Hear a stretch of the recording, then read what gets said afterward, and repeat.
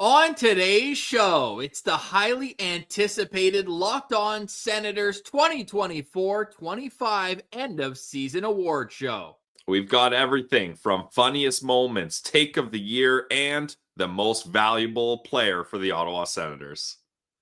This is Brady Tkachuk, and you're listening to the Locked On Senators podcast. Your Locked On Senators, your daily podcast on the Ottawa Senators. Part of the Locked On Podcast Network. Your team every day. Welcome. You are locked on to the Ottawa Senators, the only daily podcast covering the Sens. On the outskirts of enemy territory, I'm Ross Levitan, alongside Brandon Piller up in the Blue Mountains. Today is Wednesday, May 7th, and this is a feature presentation, Pilsy. It was great looking back at all of the funniest, some of the worst moments too, of the season and trying to figure out what deserves recognition. Yeah, I mean, when you start looking back at the season, Ross, it's crazy. You forget all the little pockets of stories that are hidden within the year from October all the way to May. Yes, the Ottawa Senators played hockey in May. So it was fun to look back on all things on and off the ice for this team. Yes, and we're going to end with the most valuable player, but coming up on the other side, we'll have the on-ice awards. Who really impressed? I think we got to start with the off-ice awards because we're in the jungle that is social media, and that's where people love spitting out hot takes. Sometimes they're scorching hot, like when Pilsy said Linus Ullmark will sign by Christmas. Bang, the next morning, there's a 4-year contract extension done there. But this is the take of the year. We've got 4 nominees, and there are plenty more honorable mentions. Let us know in the comments for any of these awards if we missed a nominee that needs to be discussed. But and by the way, we've put these out all on Twitter at Sens Central. If you want to go have your vote there, they are open for the next 2 days. And here they are. The takes of the year. Eric Macramella, who does work with TSN 1200 in Ottawa, he's a legal analyst there. He tweeted out on December 2nd, Jonas Korpisalo's stats with Ottawa last year and with the Bruins at that point this season. And then he did the same with Linus Ullmark with the very smug caption, Team D matters, quality scoring chances matter. You can go take a look at how their seasons unfolded from that point on. Great take by Eric Macramella. Number 2, Patrick Bacon at Top Down Hockey. There was a video that went out, Pilsy, we were at this game in Montreal, where Brady Tkachuk was kind of mocking Lane Hutson's head fakes behind the net. Pretty funny moment, to be honest with you. The tweet says, I'm not saying that he's the primary reason for Ottawa's failures, but everything I've seen from Brady Tkachuk as a leader makes me think that he has a loser's mindset and is not cut out to wear the C. The third take for our takes of the year. This one of my personal favorites, Larry Brooks with the New York Post. Column. There is more to come. Blue shirts targeting Brady Tkachuk in trade talks in what would be a whopper. And the fourth and final nominee is Eric Engels, going out on a limb not once, not twice, but 3 times, including midway through the season, saying that his Habs would finish above the Ottawa Senators. Pilsy, how do you handicap this race, and who's the winner? I think for me, Ross, the initial take that came to mind was Engels saying the Habs would be better than the Sens, but we'll cut up some slack because it was close. And I mean, I don't think anyone other than him and maybe Habs fans thought the Habs were going to have that kind of season. So it wasn't in the end that terrible of a take. For me, it's got to go to our guy Macramella. The team defense and comparing how Ullmark's going to do when he moves to Boston versus how Corpy's going to do, or when he moves to Ottawa versus how Corpy's going to do.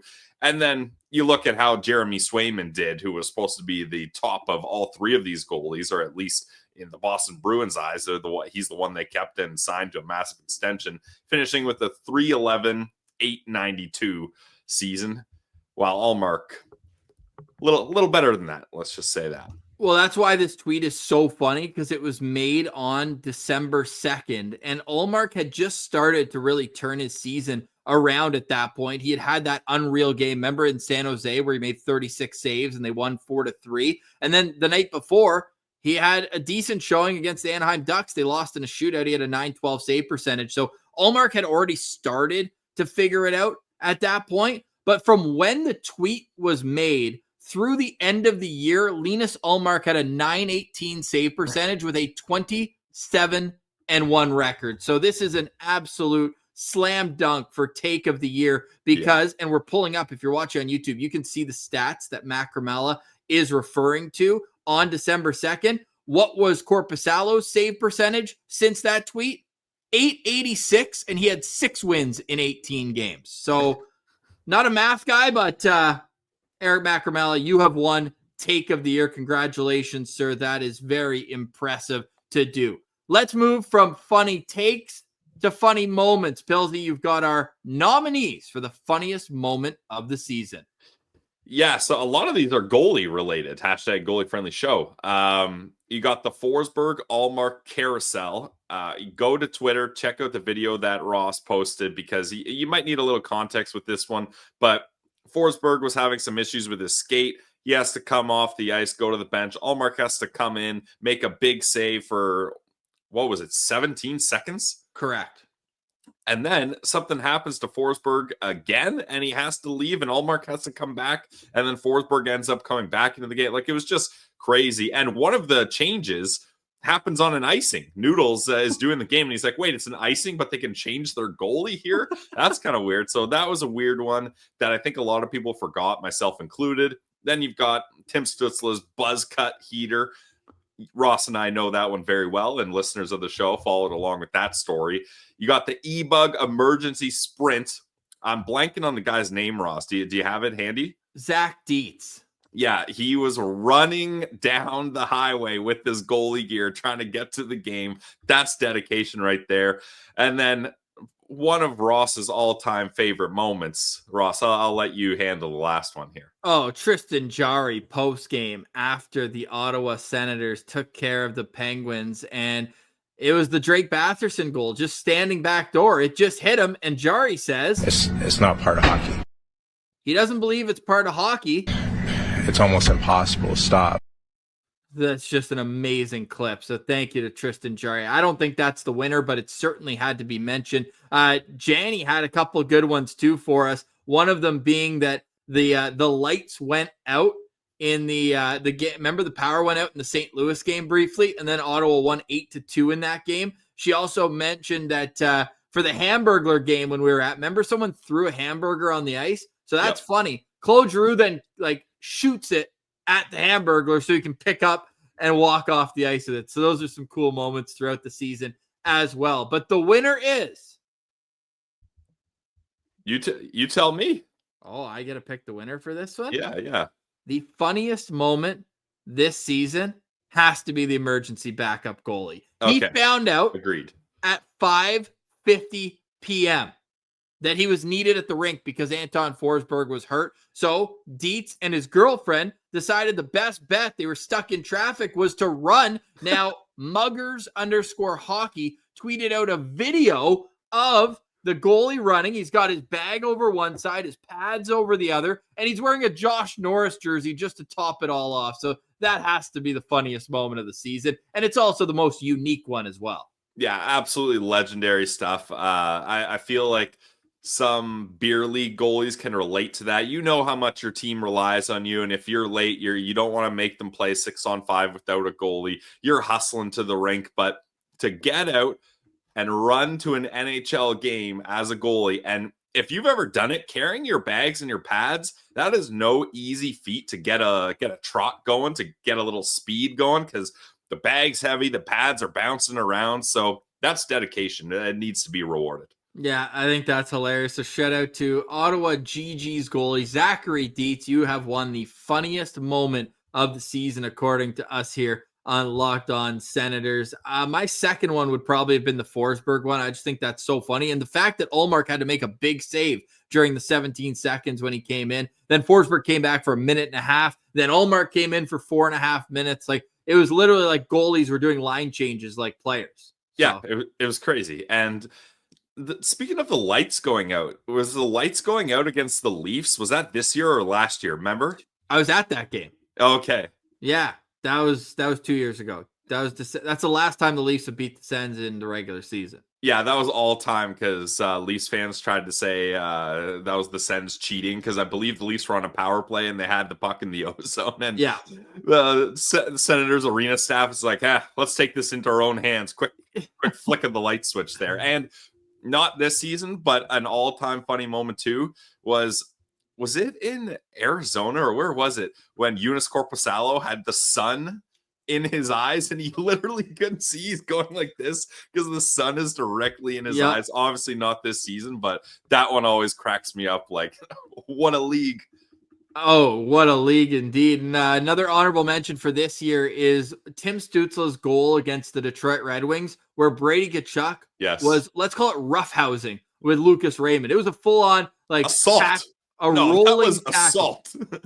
No call on the play, though. No call on the play. Clean. No call. That's the game of hockey. Play on. That was a hilarious moment. So we got a kick out of that as well. Again, let us know in the comments anyone we missed for nominees for the take or the funniest moments of the season. On the other side, what was the best overtime goal this season? Who has been the most improved Ottawa Senator? And a whole lot more. You're listening to Locked On Senators, your team every day.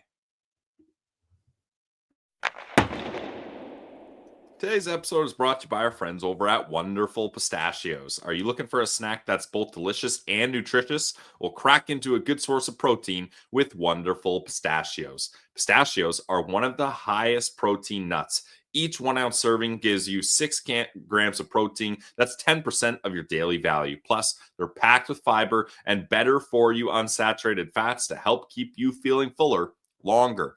I love the salt and pepper flavor. I was actually snacking on it while watching some overtime playoff hockey. It's my go-to. Ross likes the lightly salted, but if you don't want to deal with the shells, check out the no shells variety. Perfect grab-and-go snack for busy days, whether you're snacking at your desk during the podcast, on a road trip to Ottawa, or you just need a quick protein boost. They're always a go-to snack of mine. So get snacking, get cracking with a snack that packs a protein punch. Visit wonderfulpistachios.com to learn more.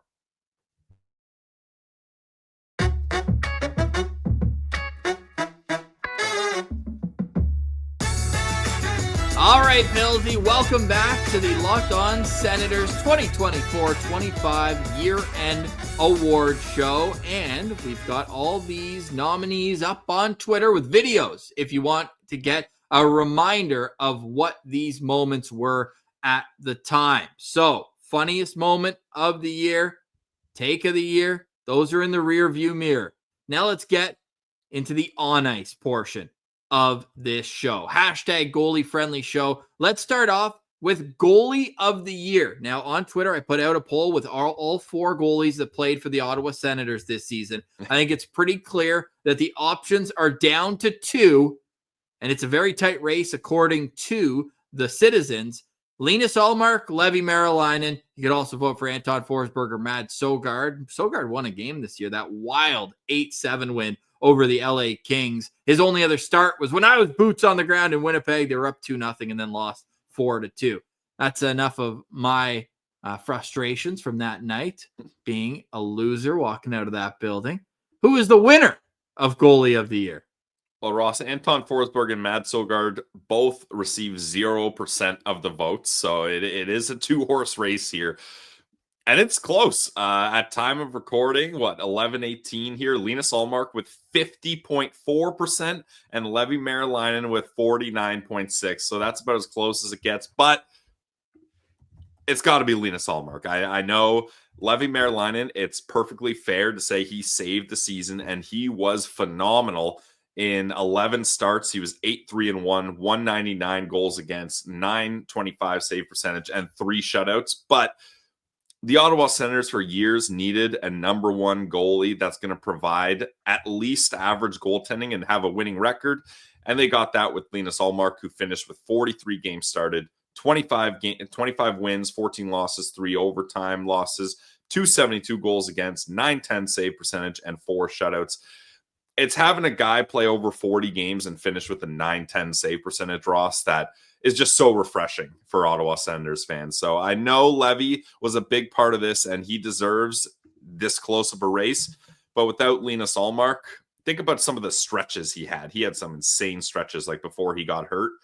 This team would not have made playoffs. Yeah, I agree with that, and that's why I'm agreeing with you on the Linus Ullmark winner of the Goalie of the Year award. But that said, I'd like to see the dips be a little bit less than they were this past season. According to Hockey Reference, well, it's just save percentage. He had 9 games this year with a save percentage below .850. We got to get that number down.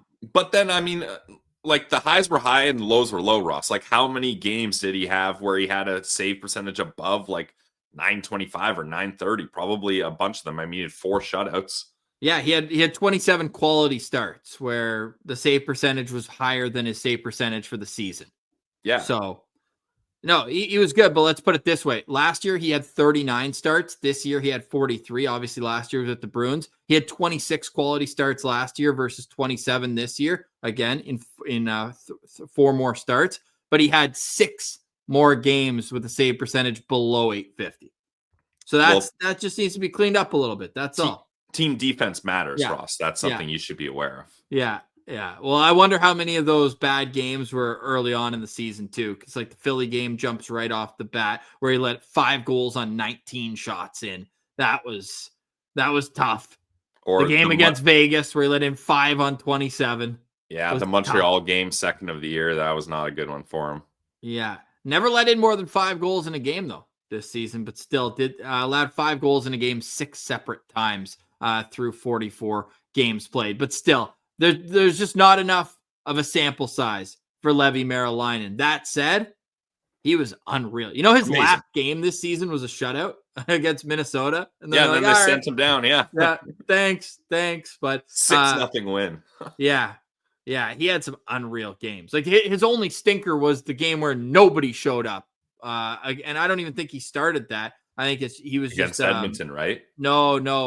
And yeah, he did start that game. Where he got pulled against the Rangers at MSG 5-0. Yeah. The Edmonton one, yeah, he went in and lost the game, but that one was tough. Going in cold for the second and third period against the Edmonton Oilers when you're tied at 1. And they were at the end of that long trip right before Christmas. But overall, unreal year. Like if you're looking at Levy as a prospect, he would be our most improved prospect. Let's give Levy a bonus award. Most improved prospect of the year, Levi Merrilainen. He's got to win some sort of award. I threw out maybe save the season award, but then you're like, no, save of the season. It had to be Ullmark stretched out against Boston, making that glove save. So let's give him the most improved prospect of the season award. Yeah, and I feel like that's fair. Like we had, I don't even want to say high hopes. We knew Merrilainen was a good goalie, especially one-on-one penalty shots, shootouts, breakaways, all those kinds of things. We knew he had potential, but this was something else. And this has really given Senators fans hope that there's a star goalie in the pipeline here. Now let's wait and see how things go. Small sample size, but he showed he can really hang in the NHL with some of the best of them. The most improved player of the year award. We've got 3 nominees for this one: Thomas Chabot, Tyler Kleven, and Adam Gaudette. Who did you vote for and why?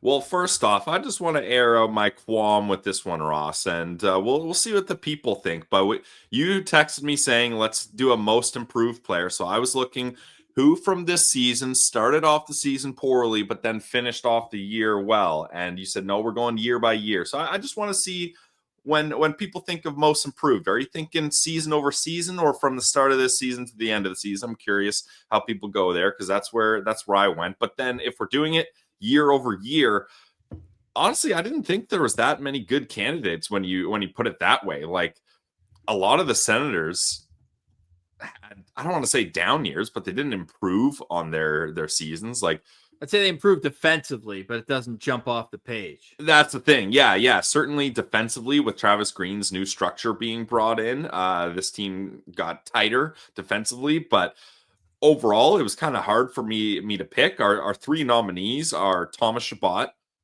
Tyler Clevin, and Adam Gaudette. Like Clevin is tough because he had 2 separate seasons in the NHL before this, but with 9 and 8 games. So are we really basing it off those 17 split up games based on how he did now? Adam Gaudette's been a up and down fringe NHL player. I mean, he led the league in goals in the AHL and then had 19 goals this year, so that's good.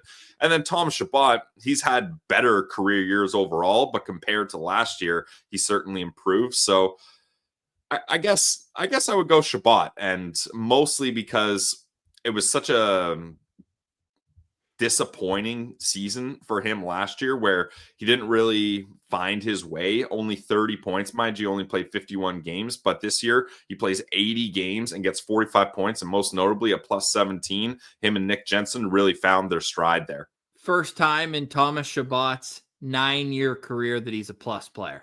Yeah, I mean, he's been on bad teams every year, but yeah. So I guess mine would go to Thomas Chabot. Thomas Chabot is the winner of the Most Improved Player award, and you also touched on another reason why. Since the COVID stoppage, where he had played all 71 games that season, he has never played a full season. 49 out of 56 in the Canadian division, and then when it got back to 82-game seasons, he went 59, 68, 51. To play 80 games, to me, is the most improved aspect of Thomas Chabot. The best ability is availability, and Thomas Chabot brought that. We know he's got the talent. Yeah. And Thomas Chabot proved that he is an important piece and a guy who's worth an $8 million cap hit and a $10 million in real salary price tag for the Ottawa Senators. Thomas Chabot is also nominated for our next award, the Overtime Winner of the Year award. And there are lots of good candidates for this, even a few that couldn't make the final cut in the top 4. I'm thinking about Jake Sanderson in Vancouver on that Saturday night where Marilainen got his first career National Hockey League win. But the nominees for best overtime winner this season: number 1, Brady Tkachuk in Calgary. That was right before the Vancouver game. This was awesome because it showed a leader, a good leader, who got 9 stitches and 2 teeth knocked out after taking a high stick mid-game, comes back and scores in overtime. So that has to absolutely play in here. Then you've got Thomas Chabot with the winner against Washington on his birthday at home. That was a wild game too. Wasn't that the game where the Sens scored twice on the same penalty kill? I think it was. Yeah. Yeah, where Pinto and Norris both scored on the same penalty kill. The power kill. One of them was a penalty shot. Yes, it was. That's awesome. So that was just an amazing game too, capped off with a birthday OT goal. That's got to get some love too. Then we've got Josh Norris. Hope you're doing well, buddy. Against the LA Kings, another outrageous game, 8-7. The goalies didn't want to make a save. I was there with my family. 3rd game of the year. That was a wild one. And for Norris to finish it the way he did deserves to be on this list. But I'll pass it off with this one. I think it's a no-brainer. Senators got an overtime win in the playoffs, boys. At home, Jake Sanderson. Unreal play to keep it in at the blue line and then puts it right past the outstretched arm of Anthony Stolarz. Yeah, I mean, realistically, that has to be the one. Sanderson's overtime winner versus the Leafs. Ross, I was at the game for that one. I said, I want to live this moment over and over and over again. It was pure relief and joy combined together because it means the Senators did not get swept and they won the game. That's the loudest I've ever heard that barn. It was incredible to just be able to feel that excitement and on something that seemed like a nothing play. Like, it's not like that was like everybody's already out of their seat waiting for the anticipation and the moment to happen. Or you kind of thought it was over because Clevin had the rush, right? But then he misses the net and everyone's like, oh, okay, let's regroup. And it looks like the puck's just going to clear the zone wrapped around the boards there. But Sandy skates, gets it, scores. So that was incredible. But it's like that is the winner. But for me, the Brady Tkachuk one was so You're at that good game too. I was at that game as well in Calgary. But there's layers to why that one was so good. Obviously, the injury, like you mentioned, the high stick, 9 stitches, couple teeth missing, not a big deal. Hockey guy comes back for overtime. But it was the way that overtime goal was scored. Linus Ullmark has the puck. He might have been down on like one knee. Like he was down covering it. And Jake Sanderson's like, hey, Ollie, like, give me this puck. Let me get the pass going. Let's get this play going. Ullmark's like, no. Sanderson, I know you're the top defenseman on this league, but let me set up this play. Let me break this pass up the ice. He does a stretch pass all the way through the neutral zone to Tim Stutzla that's there. That creates a 2-on-1. Timmy gets a breakaway. He shoots. It's saved. Timmy knocks it over to Brady. Brady knocks it in, and the Selly was just absolutely electric. And then we had that awesome post-game interview where Brady goes, real face for radio here. Classic moment. So that one is special for me. But the winner is the overtime goal for Jake Sanderson. And that's all a great point. The cherry on top of that is they had just announced that Brady Tkachuk was going to be a part of the Amazon Face-Off Season 2. And we're like, oh, man, hope they make the playoffs. Hope there's some good content for them. And not only was there good content for them, and I'm watching it right now, and he makes a 2-on-1 save, Linus Ullmark does, before popping up and making the play up to Tim Stützle. So incredible goal. And yeah, it had to get some love. If it were regular season only, this would be a runaway winner. But the winner is Jake Sanderson. Ottawa's first playoff win in 8 years comes courtesy of his overtime goal. On the other side, who was the Ottawa Senators MVP? Do we have another award too? I think we do. On the other side, you listen to Locked On Senators, your team every day. An award-winning mattress can change your life. I speak from experience. It happened to me. After years of uncomfortable sleeps, I recently switched to Bear Mattress, and the results were instant. Bear Mattress is designed with a focus on recovery, cooling, and pressure relief to upgrade your sleep and improve your overall quality of life. I used to deal with night sweats, but Bear's best-in-class cooling ensures optimal temperature regulation, which prevents overheating and helps me stay comfortable all night long. Bear offers a wide variety of mattresses, but to get the right one for you, take their sleep quiz that matches you to your perfect mattress based on body type and sleep preferences. Go to bearmattress.com and use promo code LOCKEDONNHL at checkout to get 40% off site-wide. This offer is not available anywhere else. You have to use my promo code on the very last page of checkout to get this discount. That's bearmattress.com. Use my promo code LOCKEDONNHL to get 40% off site-wide. Bearmattress.com, promo code LOCKEDONNHL.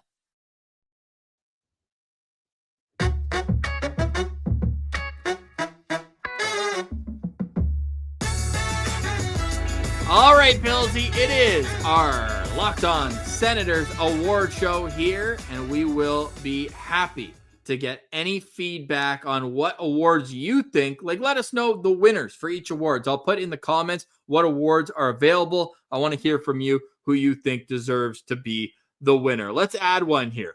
The Steve Staios move of the year. What roster move do you think had the biggest impact on the Senators season, and not including what happened last offseason? Not like, bringing in Ullmark, like in season, starting at training camp to where we are now. Well, I mean, there's only two options then. The trade deadline moves. It could be a call-up move as well. Okay. Like I would say, no. Did Adam Gaudette play the home opener? I think he might have. He got cut out of camp. Yeah, they sent him down. Yeah. So bringing him up, a pretty good move. 19 goals. Definitely. I mean, bringing Levi Marilainen up. Yep. That was huge. You know what? I'm going to go with it, though. The Dylan Cousins trade was massive. Like, what a ballsy move for steady Stevie Staios at the deadline to trade a number 2 center for a number 2 center and get draft capital back and get a guy that I believe Cousins is, 1 or 2 years younger than Norris? He's drafted 2 years young. He's 2 drafts younger. I don't know about exact age. Yeah, and then it's also a cheaper deal that runs the same length as Norris. Like, that was a massive move, especially because we heard later that there was multiple different avenues that Staios could have gone with the Norris trade. The rumors that Norris to Nashville for Ryan O'Reilly seemed like there was some interest there. I believe even St. Louis was involved. So for him to pull off that move, and sure, Dylan Cousins maybe was a little underwhelming in the playoffs, but when he first got here, he was on fire. It recreated that second line of Perron, Cousins, Batherson. So I'm going to go with the Dylan Cousins trade because that is not a move that typically happens at a trade deadline. So that was massive. And you can still make the argument that Josh Norris is at full health a better player than Dylan Cousins. Fair. Yep. But Josh Norris also played 3 games for Buffalo, and then we didn't see him again. Could you imagine if down the stretch for Ottawa, they were putting in a situation where Pinto wasn't the third line center? Then you don't have that identity line. You're now asking Pinto to be a second line center, and just the ripple effect that would have had. I think that did pay huge dividends for the Ottawa Senators. So we'll co-sign that one, the Cousins trade. And like you said, how it's just, you don't expect that out of steady Stevie mid-season. But I think that we should put on the poll calling up Gaudette for the fourth line center job. I mean, he played all around the lineup, 19 goals. Yeah, how many fourth line center had 19 goals? And I think people get lost in the fact that, he had these big stretches where he wasn't scoring. Like, he was hot to start, then went ice cold for a while. And everyone's like, he doesn't really do anything. He's a 0, blah, blah. But he finished a plus 12. Like, overall, he was still a good hockey player when he wasn't scoring. Like, he wasn't a defensive liability. So, yeah. Like, why don't we compare that with the last fourth line center they had, who also had a hot start? Remember Mark Kastlik had 7 points in his first 11 games with Boston? Yep. He had 6 points in his next 50 games. Yeah. So Gaudette did have some cold stretches. There's no doubt. But I also look at the entirety of versus expectations, and he was a complete stud in that role, and I hope he gets paid. I don't think it'll be in Ottawa. I wouldn't go to where I think he's going to get in the open market, but good for him, man. He proved he's a full-time NHLer. These nominees will be here for sure. Wrapping up our award show, the most valuable player, the most prestigious award in Locked On Senators history. Yes. The nominees are Brady Tkachuk, Jake Sanderson, Tim Stützle, and Linus Ullmark. Pilsy, who's the Sens' most valuable player? Well, Ross, you mentioned the most prestigious award. Well, a part of that is the most prestigious honor, having your jersey hanging up in my podcast studio. Ross, for those not watching, Brady Tkachuk is the jersey I'm hanging up. I've been hanging it for a while. He was my half-season MVP, and he remains my MVP. Look, this is a team that did not score a lot of goals. He led the team in goals with 29. He led the team in power play goals with 14. He led the team in game-winning goals with 5. He led the team in points in the playoffs. He led the team in shots with 296. He led the team in hits with 228. You notice a theme, Ross? Led. He's a leader. He leads this team. He leads it with bringing them into the battle. He leads them statistically. I can hear arguments for other opinions on the MVP, but for me, this is easy, and it's Brady Tkachuk. Yeah, I love that call. Brady Tkachuk is the Senators MVP for us here on Locked On Senators. And here's the reason why. I'll make the case for Jake Sanderson. You could say that Jake Sanderson is the most important player in terms of the position he plays, the minutes he plays, the ability at both ends of the rink for him. The start of the season was just not great. It was great actually at the very start. He had the game against Tampa at home where they won 5-4, where he was a monster. I think he had 3 assists in that game.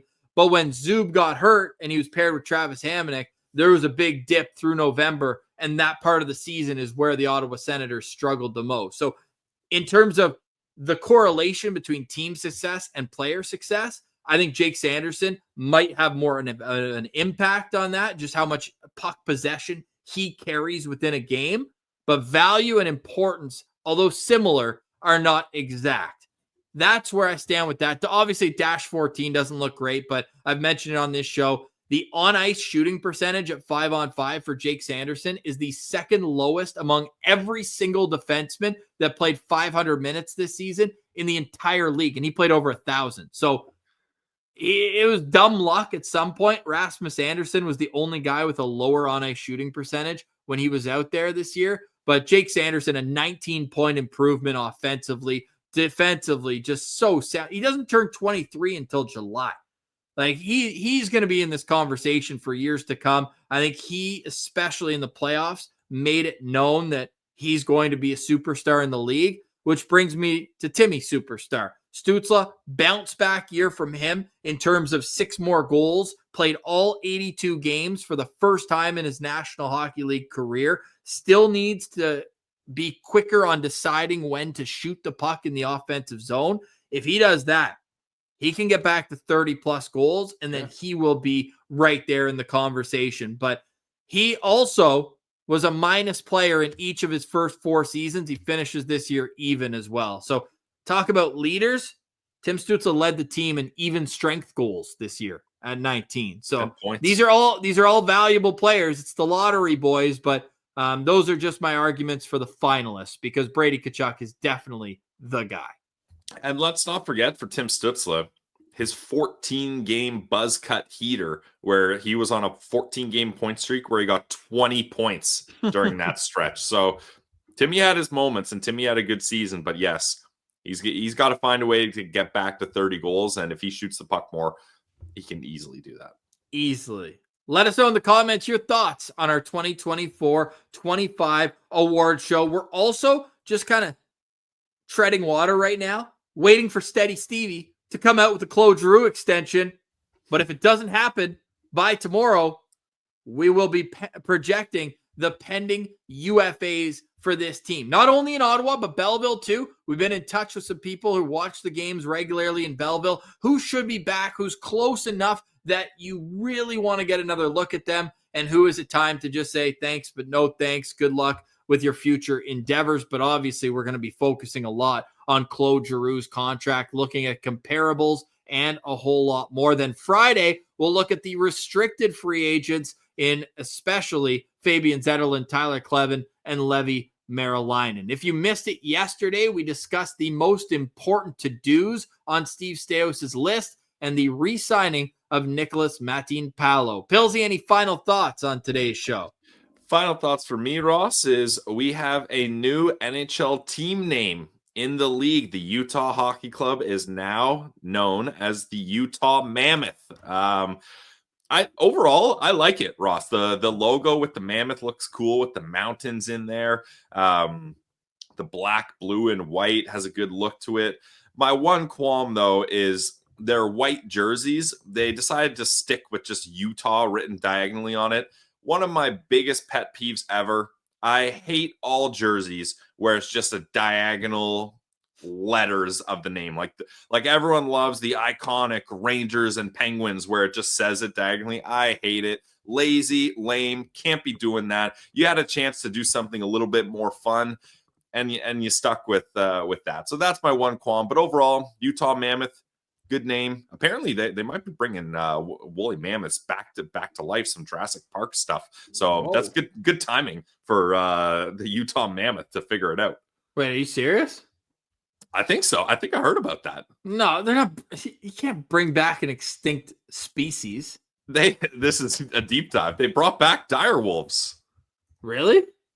Using DNA of gray wolves and somehow fusing it. It's beyond my knowledge, but I believe they were working on bringing back mammoths. Forrest Galante, a big nature guy, he was talking about it. Yeah, according to the AI overview on Google, so very trustworthy. Scientists are exploring the possibility of reviving woolly mammoths through a de-extinction by genetically modifying Asian elephants to incorporate Mammoth-like traits. Yeah. So,